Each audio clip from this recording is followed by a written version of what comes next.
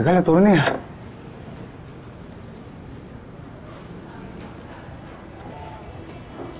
Lo! Tony, thank you po. Tony, buti naman nakadalo kayo. Salamat po sa pagpunta, Attorney Salazar. Kilala niyo naman po yung attorney ko, si Attorney Briones, di ba? Of course. Attorney Briones from PAO. Buti mo, you shouldn't be here. Pero, tinawagan niya ako. Kasi, attorney, kaya ako kayo pinapunta. Dahil gusto ko po talagang personal niyong marinig kung anong kailangan ko sabihin. Gusto ko rin po sanang ipaabot kay Mrs. Cruz. Attorney Briones, may gusto sana akong baguhin sa testimonya ko. Magre-recant ka? Mo, sumumpa kang magsasabi ng totoo. Ano ngayon to? Alam mo ba pwede kang kasuhan ng perjury sa gagawin mo? Don't push me. Alam mo bang kayang-kaya kong gawing miserable ang buhay mo dito sa loob?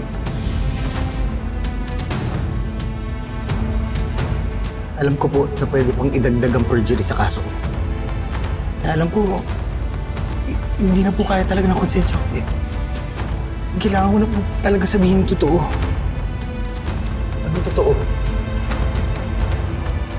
Hindi tinulak ni Colleen si Jessica.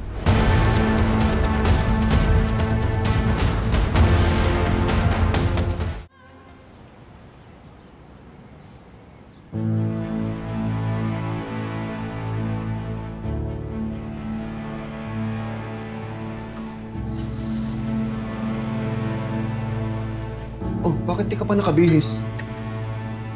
Akala ko ba sasamahan mo ako sa hearing ni Colleen? Kakatawag lang ni Attorney Salazar. Nakausap na raw niya si Timo. Manuel, nangyari na yung gusto mo. Binawi na ni Timo yung statement niya.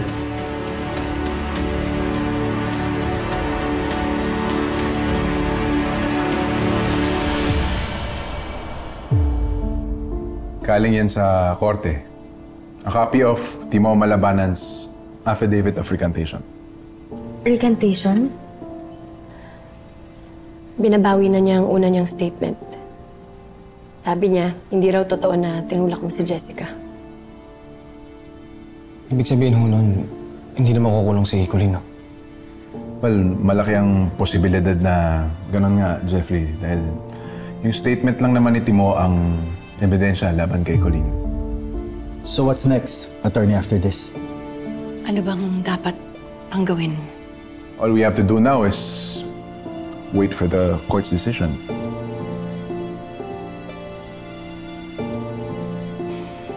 Bakit kaya binawi ni Timo yung statement niya?